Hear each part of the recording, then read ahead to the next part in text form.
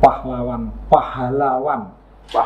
Jadi orang yang menjabat pahala-pahala itu. Nah, sebenarnya pahlawan itu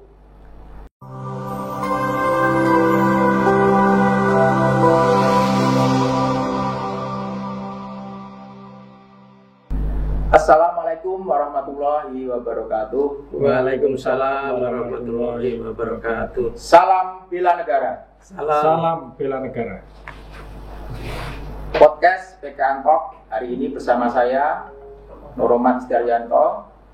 Hari ini kita akan membicarakan tentang makna peringatan Hari Pahlawan 10 November. Telah hadir bersama saya Bung Wasino. Ya, selamat siang. Dan juga Bung Tijan. Selamat siang. Bung Wasino ini adalah Wakil Dekan Bidang Akademik Fakultas Ilmu Sosial, sedangkan Bung Tijan adalah Ketua Jurusan PKN. Menjadi kewajiban kita untuk mengenang jasa-jasa pahlawan. Maka hari ini telah hadir beliau-beliau untuk mengupas tentang hal ihwal mengenai Hari Pahlawan. Yang pertama kepada Bung Wasino ini. Bung Wasino, dalam perspektif sejarah, apa pentingnya peringatan Hari Pahlawan ini, Bung? Iya, saya akan mulai dulu tentang konsep pahlawan. Sebenarnya itu kan dalam bahasa Inggrisnya kan hero.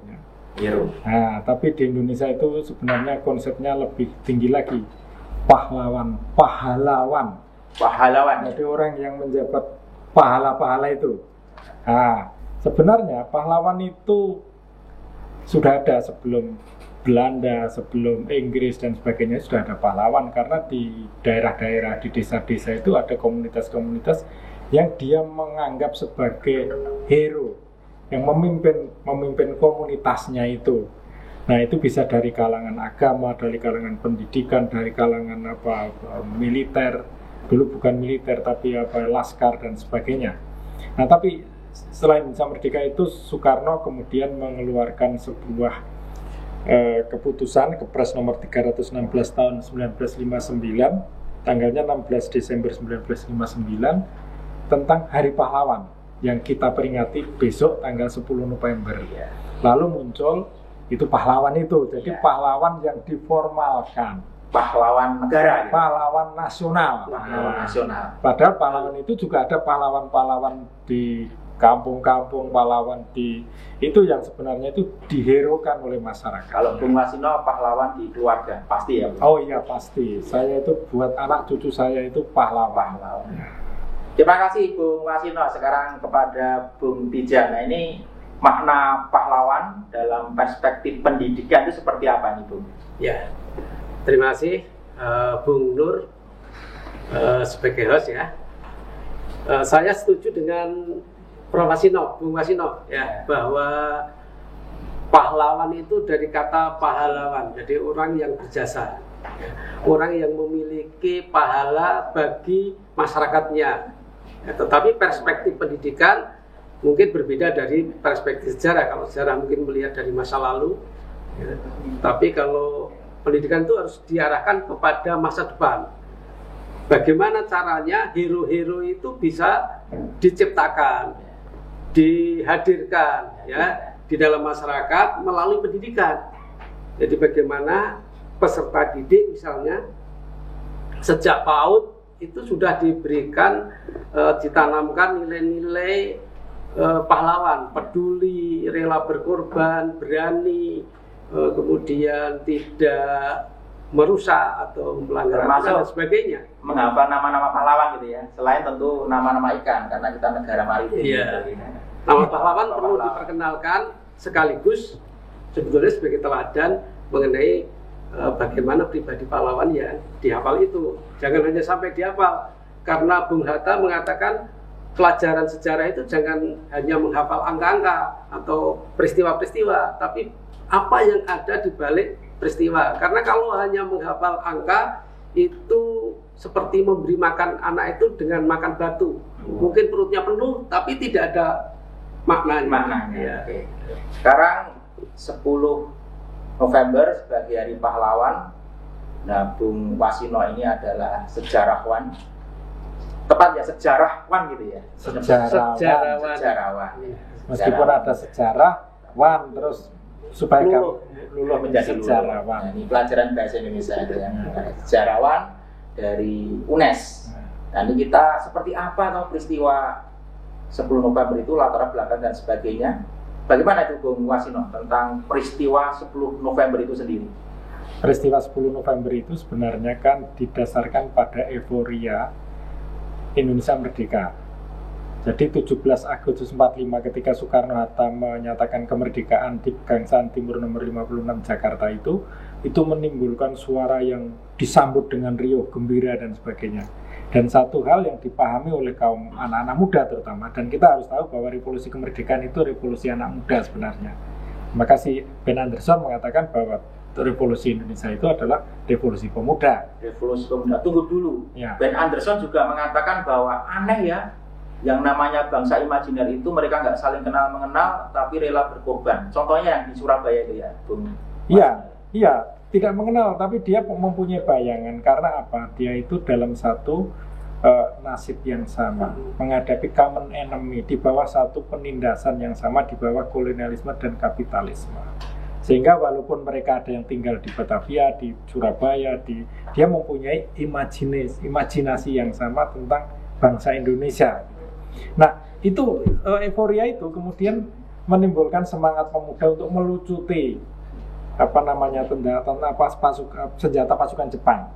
Nah, dalam proses melucuti itu datanglah pasukan sekutu AFNE dan kemudian Belanda nikah. Bonceng. Nah, ini persoalan bonceng itu Pak Tijan nanti perlu dibenahi itu kan. Jangan pakai kata bonceng karena anak saya yang sampai sekarang jadi mahasiswa itu Pak itu diganti Pak. Pikirnya karena anak SMP itu kelihatannya bonceng itu kayak bonceng sepeda gitu. Nah, mungkin diganti istilahnya itu. Jadi istilahnya itu nikah itu ikut nunut sama AFNE itu, kemudian dia sebenarnya ingin menguasai Indonesia kembali karena menganggap bahwa sebenarnya Jepang itu sebenarnya merebut dari penjajah Belanda, dari Hindia Belanda. Nah, mengingat seperti itu kemudian arek-arek Surabaya itu kemudian tumbuh semangatnya yang luar biasa dan pokoknya segala bentuk akan kembalinya penjajahan, simbolnya adalah bendera. Nah, ini Mas Nur Rahmat, saya kira seolah bendera itu dianggap sepele. Tapi bagaimana bendera merah putih biru itu kemudian birunya disobek? Oh, itu ternyata menimbulkan konflik yang luar biasa dan itu sampai perang sampai 6 ribuan penduduk meninggal dan sebagainya, dan itu yang kemudian menyebabkan munculnya tokoh pahlawan yang disimbolkan itu oleh Bung Tomo itu, maka sebutnya Bung tadi. Ya, kita nyebutnya Bung. Harus kami sampaikan bahwa pada masa revolusi itu tidak ada kelas sosial, dianggap sama. Jadi perjuangannya sama, orang tua, orang muda itu dianggap Bung Karno, Bung Hatta, Bung Tomo, sehingga mereka berjuang tidak ada pembedaan begitu. Dan konon itu adalah gelar pasukan yang besar karena sebuah harga diri dari sekutu ya dengan meninggalnya Malabi. Jarang sekutu ini kehilangan jenderalnya gitu ya. Oh iya. Konon karena meninggalnya Malabi ini yang sampai sekarang katanya masih kontroversial apakah itu hasil dari niat jahat untuk alasan agar Belanda kembali ke Indonesia atau betul-betul Malabi ini tewas ya oleh orang-orang dari Indonesia itu ramai itu ya Pak? Enggak, itu salah prediksi. Jadi menganggap bahwa sebenarnya dianggap bahwa orang Indonesia itu oleh informasi dari Belanda dari nikah itu sebenarnya adalah orang yang tidak punya keberanian. Nah, mereka tidak tahu bahwa selama 3,5 abad itu ada proses yang namanya proses pembuatan keberanian. Dan keberanian itu diciptakan oleh Jepang, harus diakui. Jadi melalui peta, melalui heiho, melalui senendan yang kita dalam sejarah kita anggap jelek, tapi itu sebenarnya pendidikan militer yang luar biasa, pendidikan militansi yang luar biasa sehingga keberanian melawan Belanda itu, dan itu kaget. Oh, ternyata luar biasa. Berani gitu. Berani. Dan waktu itu kita belum punya tentara. Jangan dikira bahwa perjuangan pertama bukan oleh tentara. oleh anak-anak muda, oleh laskar-laskar itu. Nah itu kan baru berikutnya itu kemudian dibentuk BKR, TRI, TNI. Ya, dan Surabaya waktu itu digempur dengan pasukan yang sangat besar dari darat dan laut, ya, kemudian dan juga udara gitu. Dan dari situ kemudian arek Surabaya tanpa rasa takut tadi itu digelurakan, apalagi para ulama ya menyerukan resolusi jihad bahwa mempertahankan tanah air bagian dari iman. Ya. Nah itu latar belakang dari pertempuran 10 November. Nah, sekarang giliran ini Bung Tijan. Kalau menunjuk satu pahlawan gitu, yang menurut Bung Tijan itu inspiratif bagi Bung Tijan sendiri, itu siapa itu tokoh pahlawan itu ya? Jadi kalau kita melihat mana yang inspiratif, sebetulnya semua pahlawan itu inspiratif. Semuanya. Ya, karena semuanya itu telah rela berkorban untuk bangsa dan negaranya, ya, kemudian mereka itu tadi dikatakan mempunyai militansi, keberanian yang luar biasa, yang tidak takut mati. Kalau dulu kan semuanya merdeka atau mati gitu ya. Jadi untuk mencapai sesuatu itu dia punya keberanian, itu inspirasi.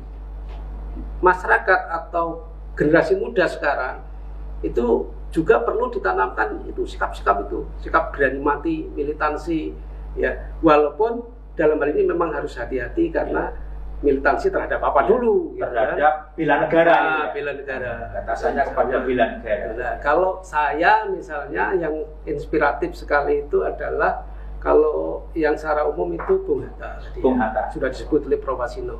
Bung Hatta itu kesederhanaannya menjadi inspirasi.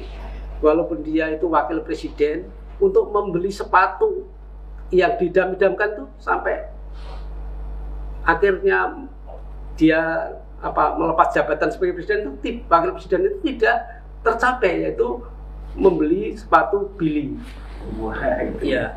Di keluarganya juga Bu Rahmi Hatta ini untuk mempunyai mesin jahit itu harus menabung lama-lama. Padahal dia itu mungkin kalau bilang dengan Bung Hatta, terus Bung Hatta lewat jabatannya begitu ya. Dengan jabatannya itu menyampaikan kepada mungkin pengusaha, mungkin tidak sulit untuk mendapatkan sepatu atau apalagi mesin jahit itu. Tetapi itu tidak dilakukan karena beliau itu jujur, ya.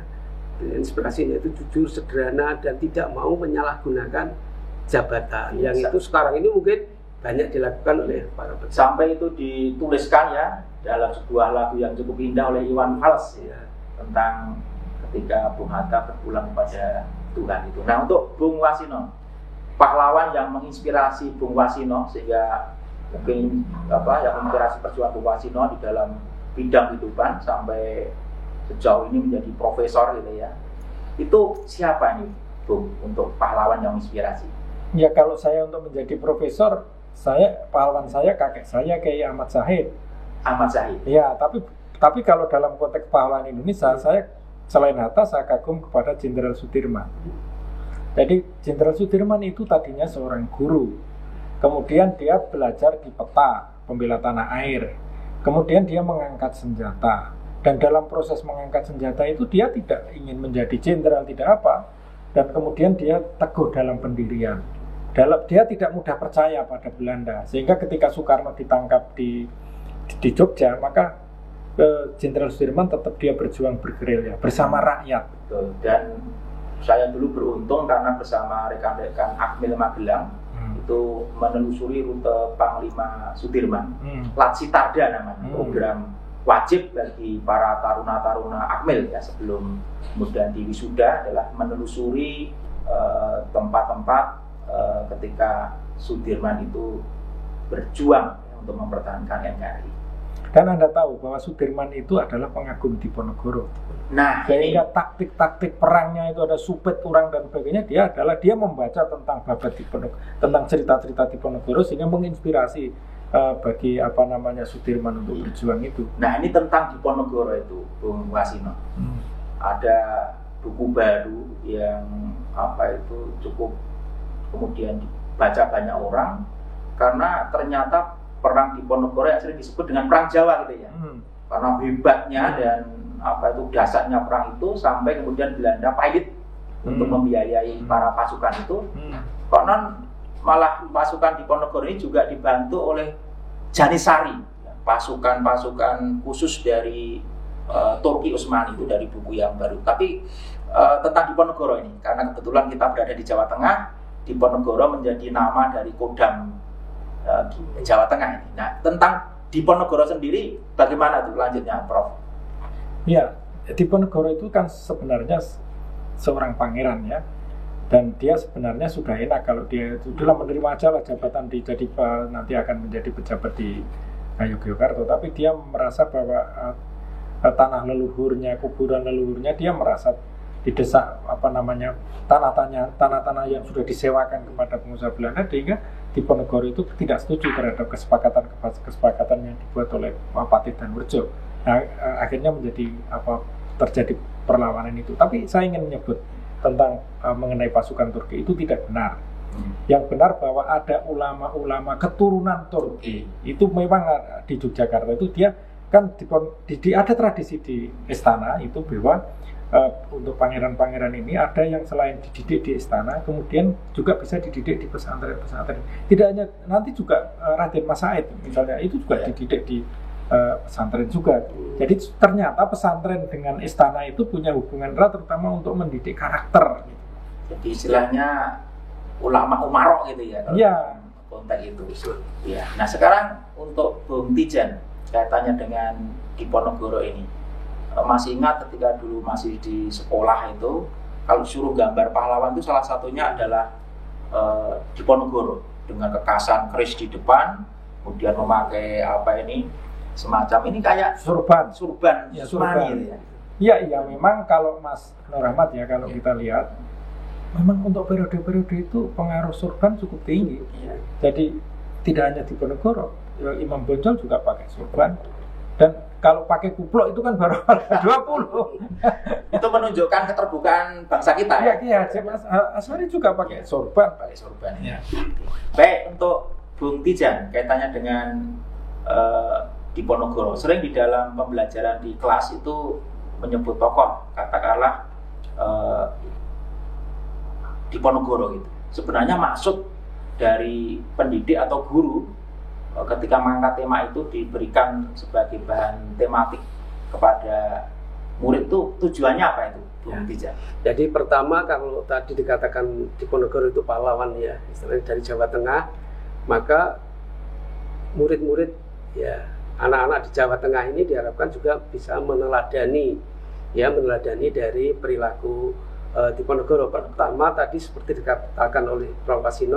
Bung Wasino, bahwa Diponegoro itu merelakan kehidupan kemewahan ya dari istana.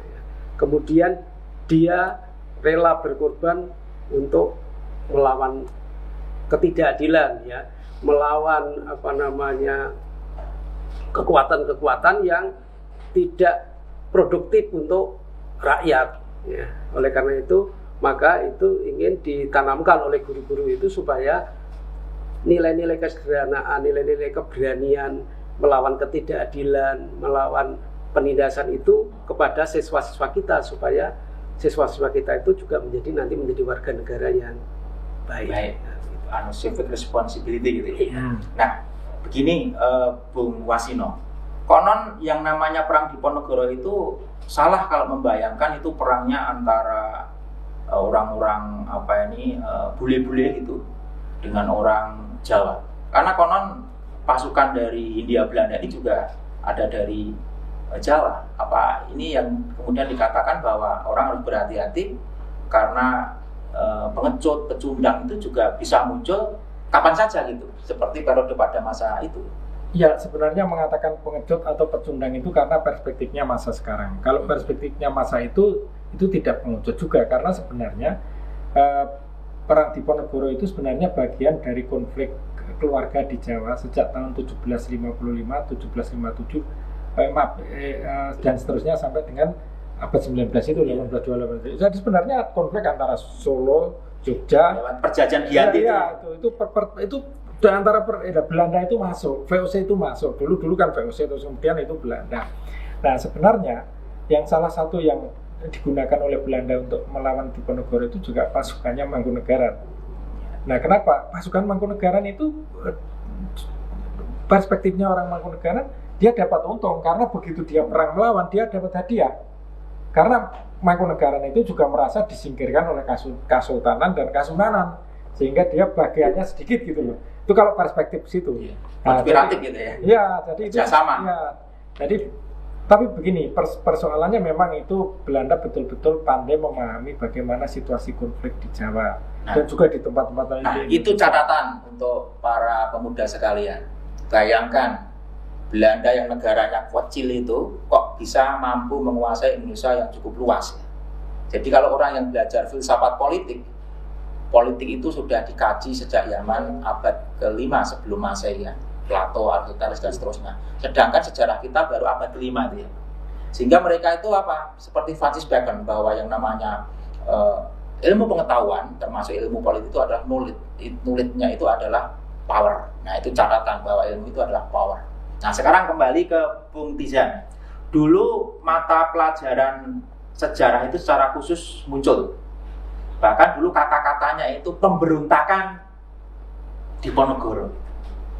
Nah, kemudian muncul namanya perlawanan itu. Nah, kira-kira berpengaruh apa ini untuk Bung Tijan? Kok dulu menggunakan kata pemberontakan Diponegoro, kemudian setelah dilakukan analisis oleh para ahli-ahli pendidikan, oh jangan pemberontakan, tapi dengan perlawanan. Nah, ini apa ini makna yang ada di situ? Jadi makna ini sebetulnya kan karena perspektif ya, dari perspektif penjajah. Dulu istilahnya sejarah itu kan dibuat oleh para penguasa ya, oleh penguasa waktu itu ya, itu penguasa Belanda itu mengatakan bahwa Diponegoro itu memberontak, maka kemudian ditulisnya dengan istilah pemberontakan Diponegoro. Tapi sebetulnya Diponegoro itu bukan memberontak karena atau istilahnya itu makar ya. Tapi kalau menurut perspektif kita bangsa Indonesia, Diponegoro itu kan melakukan perlawanan terhadap ketidakadilan tadi, terhadap penghisapan, terhadap penindasan dari bangsa lain yang mengeruk kekayaan Indonesia juga dengan semena-mena gitu ya. Sehingga ketika misalnya pemantiknya itu kan kuburan itu ya, Prof ya. Kuburan yang leluhurnya itu termasuk di digusur ya, digusur untuk buat jalan. Nah, untuk melampangkan tujuan dari penjajah itu, maka itu melawan gitu ya, bukan ini. Oleh karena itu maka di dalam pelajaran sejarah perjuangan bangsa PSBB, pendidikan sejarah perjuangan bangsa itu, istilah-istilah itu kemudian diubah menjadi dari pemberontakan menjadi perlawanan gitu. Ya, jadi dalam pendidikan ya, untuk para sahabat PKN semua, pendidikan itu juga terkait dengan bahasa. Bahasa itu menjadi penting karena lewat bahasa itulah makna dicerna. Nah, untuk yang di Jawa Tengah, tentu di Kota Semarang ada Tugu Muda ya, tempat perlawanan, kemudian ada Palagan Ambarawa. Nah, kalau bicara pahlawan, kesannya itu kok bicara masa silam itu. Nah, sekarang ini untuk Bung Wasino, kaitannya untuk masa sekarang dan yang akan datang. Kira-kira kita bicara pahlawan itu untuk masa sekarang dan yang akan datang itu di mana? Letak pentingnya itu di mana? Jadi pahlawan itu kan penilaian orang berikutnya. Saya sebutkan tadi. Tapi yang penting bahwa ada yang namanya kelompok inovatif. Untuk zaman itu namanya kelompok inovatif. Inovatif di bidang pertahanan, inovatif di bidang pendidikan, inovatif di bidang ekonomi, dan seterusnya ya. Nah, sekarang ini, nah itu sebelumnya. Jadi kelompok-kelompok inovatif ini muncul sesuai dengan tantangan zaman. Nah, sekarang kan zamannya berbeda dengan tahun 45, berbeda tahun dengan 08, berbeda dengan zamannya Diponegoro. Tantangan kita sekarang apa? Ketertinggalan teknologi, ketertinggalan ekonomi, ketertinggalan intelektual kita, kemiskinan, penurunan derajat kesehatan. Nah, maka generasi muda sekarang harus muncul menjadi inovator untuk tantangan-tantangan ini, supaya Indonesia itu menjadi negara yang besar dalam waktu 10-20 tahun yang akan datang. Jadi pahlawan itu dalam perspektif umurnya bangsa akan selalu ada. Akan selalu ada, sesuai dengan tantangan zamannya. Akan selalu ada. Nah, ini khusus karena sekarang sedang masa pandemi COVID. Nah, kira-kira yang pantas disebut sebagai pahlawan bangsa untuk mencegah penularan COVID ini di dalam pendidikan, termasuk alasan sekarang pendidikan belum ada pertemuan melalui luring ya, masih dikaji. Ini kira-kira kenapa kok masih belum bisa luring, masih daring ini untuk Bung Tijan, kaitannya dengan pahlawan ini apa? Misalkan satu sekolah dengan keberanian tadi ya Bung Wasino, kita tetap masuk gitu. Oh, enggak bisa. Dalam pendidikan kenapa enggak bisa? Bisa. Ya. Nah, ini gimana? Ini kan kita itu tadi menghadapi satu bahaya ya. Nah, bahaya itu kan tidak kelihatan. Karena bahaya COVID itu sangat lembut ya, tidak kelihatan. Maka kita tidak boleh berani dalam pengertian terus pokoknya saya pasti kebal, daya tahan saya baik gitu kan, itu tidak boleh begitu. Maka harus ada program yang namanya 3M itu ya. Nah, supaya anak-anak ini kesehatannya, keselamatannya itu bisa dijaga, maka tidak boleh dulu mereka melakukan kerumunan, tidak menjaga jarak, karena sifatnya COVID ini kan bisa dihirup ya Prof ya, terbang yang jaraknya tuh bisa mencapai 1 atau 2 meter lah itu. Tapi ingat, ini selama pengambilan gambar kita sudah melakukan protokol gitu ya. Semoga kita semua aman. Nah, itu jadi sehingga dilihat apakah betul-betul di wilayah itu sudah betul-betul ada kategori merah, hijau, kuning ya atau oranye. Nah, kita kalau belum hijau memang tidak diizinkan karena demi keselamatan untuk ke depan gitu ya. Jadi di sini kepahlawanan itu juga misalnya mentaati aturan gitu ya. COVID itu aturan protokol kesehatan itu juga kita sebagai pahlawan apa? Menyelamatkan orang lain. Siapa tahu justru sumber dari virus itu dari kita gitu ya. Bukan kita berprasangka bahwa orang lain yang menularkan kepada kita. Nah, kebetulan Bung Wasino ini dalam penelitiannya pernah meneliti tentang penyakit. Ya kalau dikatakan mungkin pandemi dulu di pabrik tebu ya ada semacam tuberkulosis ya. Nah, ini kaitannya dengan pandemi ini dengan bicara kepahlawanan berdasarkan hikmah dari penelitian-penelitian sebelumnya tentang penyakit itu seperti apa ini, Bung Wasino? Enggak, saya akan menyebut saja Dr. Karyadi ya. Dr. Karyadi. Ya, Dr. Karyadi itu pada tahun 1930-an dia dapat tugas di Papua. Tapi ini bukan TBC. Nah, dia dapat tugas di Papua. Penyakit tahun-tahun itu yang paling berbahaya itu kan malaria. Dan waktu itu yang namanya obat malaria sudah mulai diciptakan, tapi untuk ngecek apakah seseorang kena malaria atau tidak kalau di pedalaman sulit. Dr. Karyadi itu dengan inovasinya itu dia menemukan minyak kenanga itu bisa sebagai media untuk melihat di mikroskop apakah seseorang itu terinfeksi penyakit virus malaria atau tidak. Ini kami usulkan tapi pemerintah tidak. Sudah lolos sampai TP2GP tapi keputusan terakhir kan keputusan politik, harus diambil 6 orang dan itu Karyadi tidak masuk. Jadi pahlawan itu selain pengakuan dari masyarakat, satuan sosial tertentu, ternyata juga untuk menjadi pahlawan nasional ada syarat-syaratnya. Nah, ini Bung Tijan, gimana ini? Nah, biar tidak keliru saya sebutkan di sini berdasarkan Undang-Undang Nomor 20 Tahun 2009 tentang gelar, tanda jasa dan tanda kehormatan. Itu memang ada syarat-syaratnya kalau orang mau diusulkan menjadi pahlawan nasional. Dan di Indonesia ini pahlawan nasional sudah cukup banyak. Dari negara-negara yang lain itu Indonesia itu paling banyak orang bahkan tahun ini rencananya Pak Presiden Jokowi itu akan membuat keputusan untuk mengangkat pahlawan nasional sebanyak 6. Tahun kemarin juga 6. Jadi ini kalau setiap tahun 6 berarti kan nanti akan banyak sekali pahlawan ya. Tetapi tentu tidak sembarangan orang itu bisa dijadi pahlawan. Dia harus memenuhi persyaratan. Nah, syaratan yang pertama itu dia warga negara Indonesia, itu pasti ya. Kemudian yang kedua, memiliki integritas moral dan keteladanan.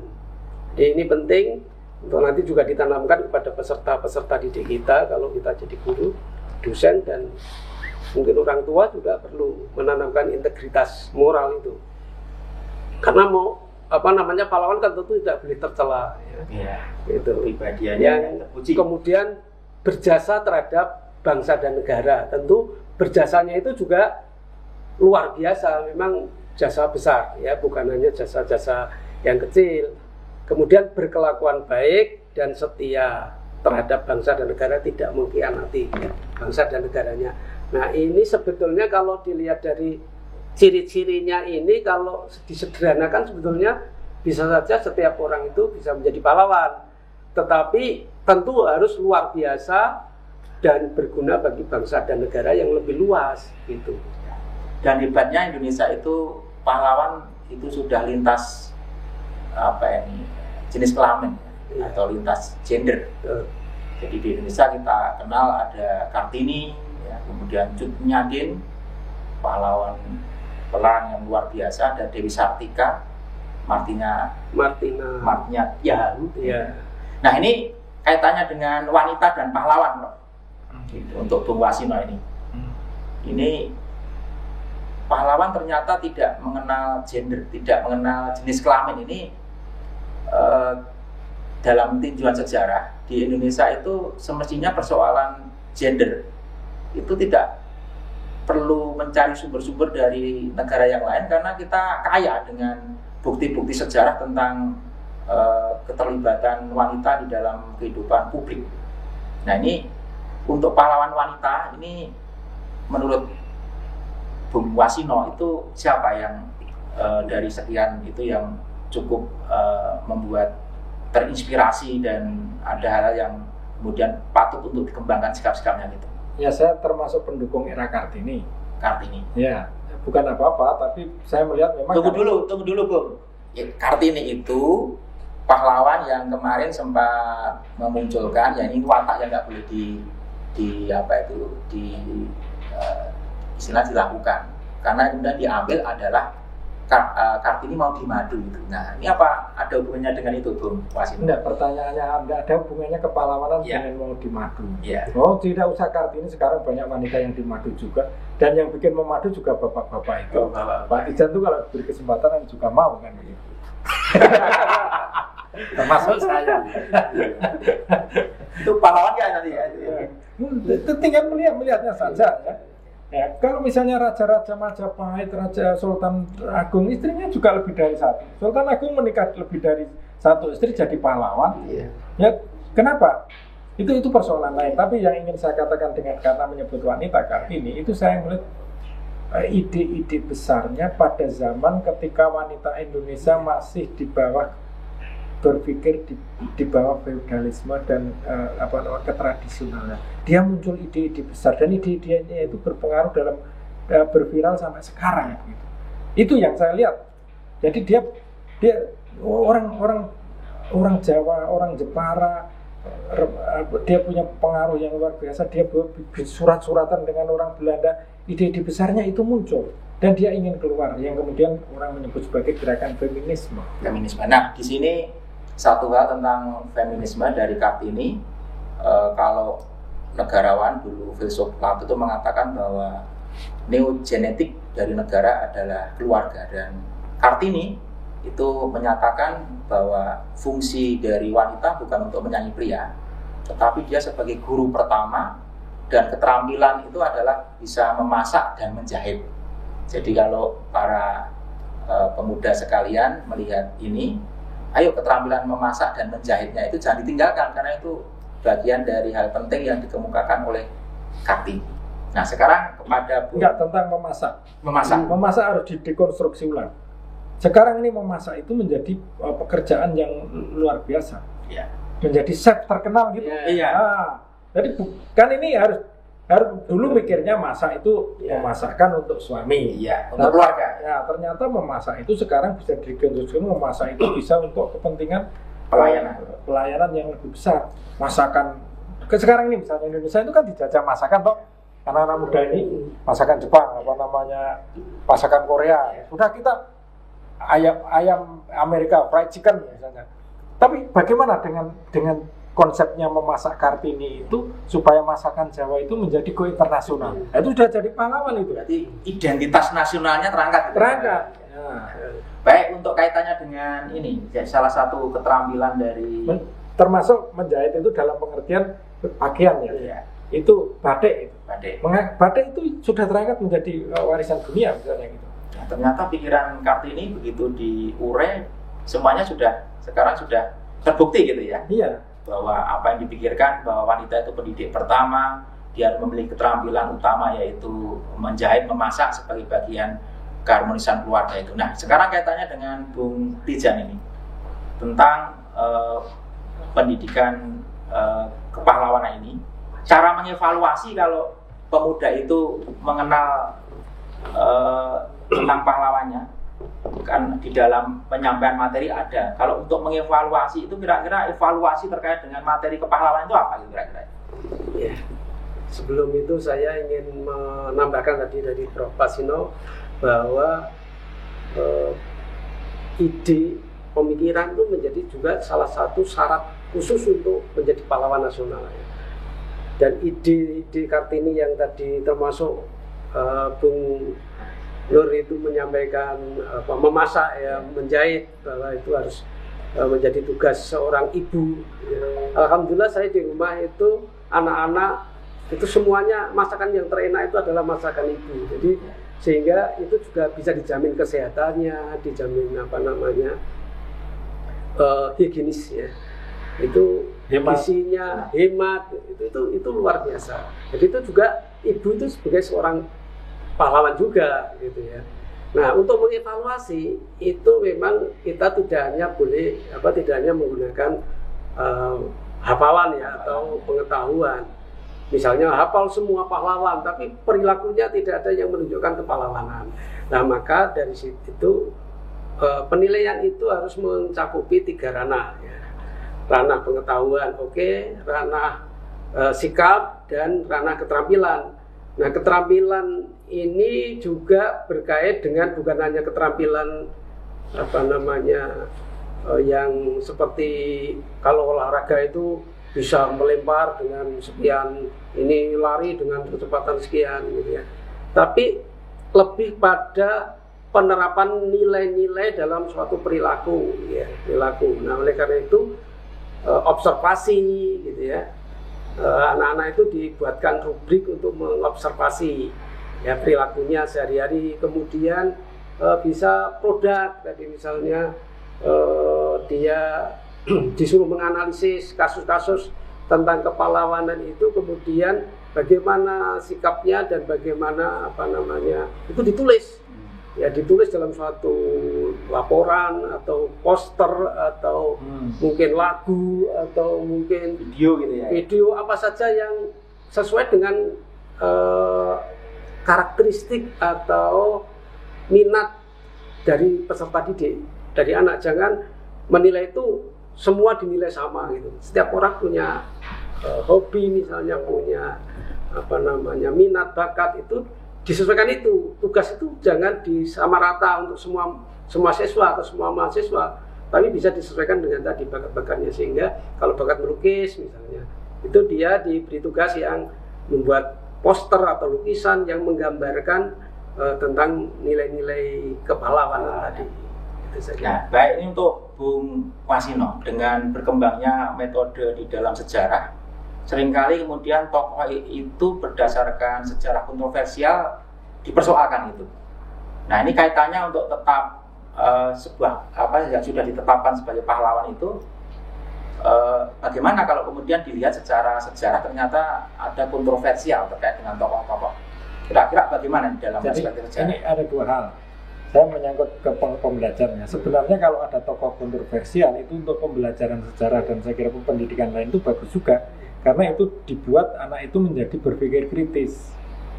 Jadi pedagogi kritis itu berjalan di situ, sehingga kenapa kok Kartini misalnya ya dikritik itu karena mau dimadu misalnya.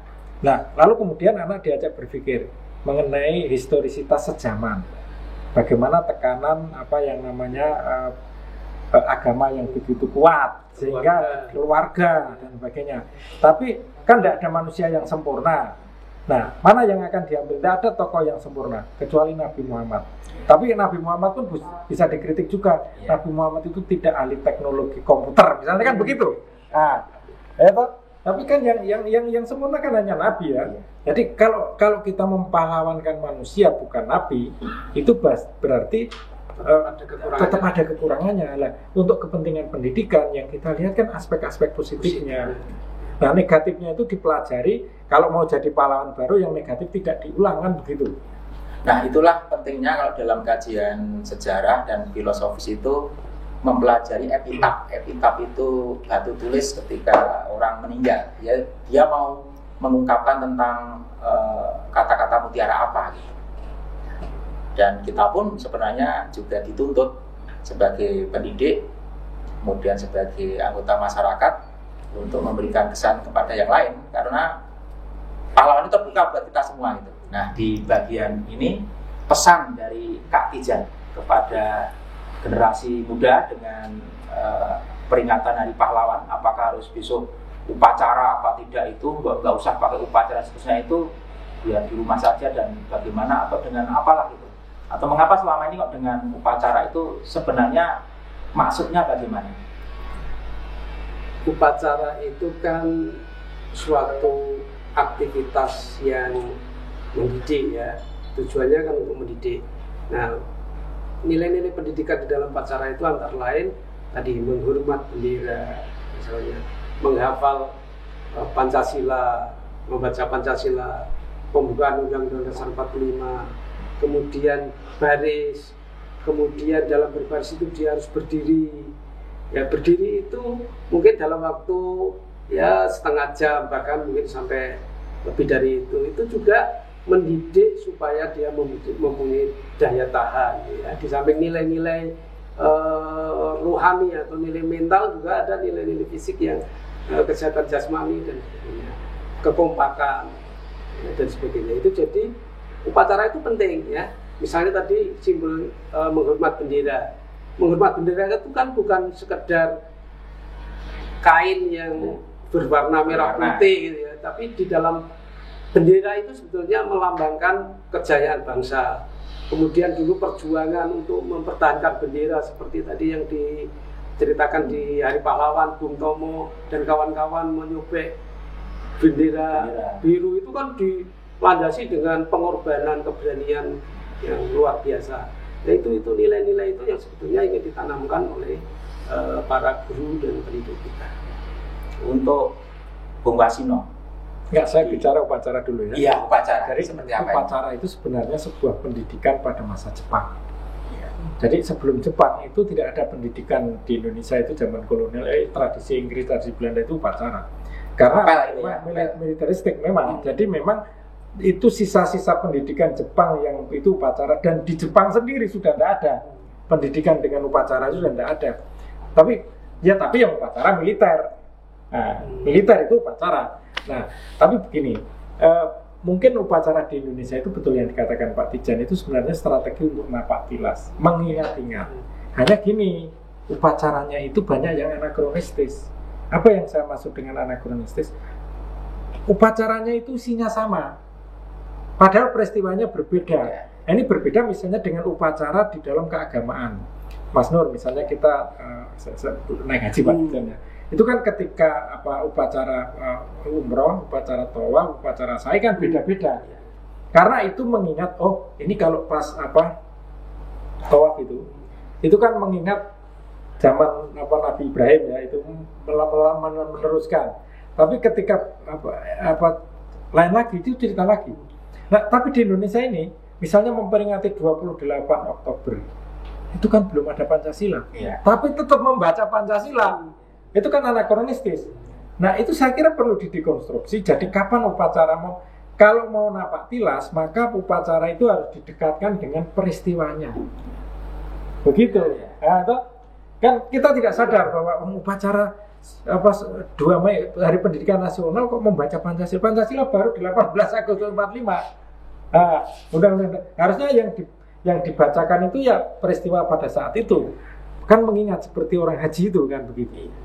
Memang ya, Pancasilanya belum bisa juga artinya begini, ada yang nilai-nilai dasar yang harus misalnya tetap membaca basmalah atau apa, itu kan mungkin ya bisa, tapi ini melompat ya. Mungkin kalau dalam pendekatan Pancasila itu kausa materia. Jadi memang Pancasilanya belum dirumuskan, belum disahkan, tapi untuk menyatakan bahwa nilai-nilai Pancasila itu sudah ada gitu. Jadi itu mengapa Pancasila tetap dibacakan gitu. Tetapi menarik bahwa Pancasila kemudian Undang-Undang Dasar Bhinneka Tunggal Ika dan NKRI sebagai core utama dari pendidikan nasionalisme itu kemudian masuk di dalam rangkaian upacara. Tapi tadi yang menarik dari Bung Wasino itu adalah hendaknya upacara-upacara itu disesuaikan dengan apa yang sedang diperingati untuk merekonstruksi sehingga harapannya nilai-nilai gitu ya. Peristiwa masa lalunya itu betul-betul nyangkut gitu. Tapi untuk khusus Pancasilanya sekali lagi tadi itu seperti peristiwa 1